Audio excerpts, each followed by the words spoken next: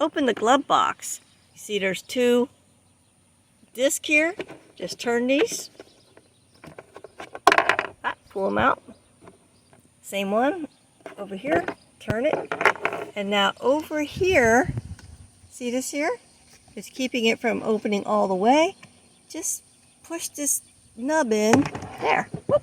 Now we got lots of room. Both sides have a little pinchy thing. See? Right there. Okay.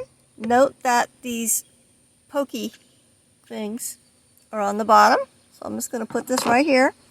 Pull out your air filter. Mine's pretty gross. Note the arrow. Arrows down. Slide the new one back in. It's not the same brand, so it's not going to look exactly the same. Shove that in. Pop this back on. Those things on the bottom.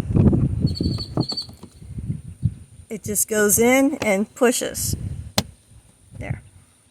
Now I'm going to lift this back up. Just push that back in.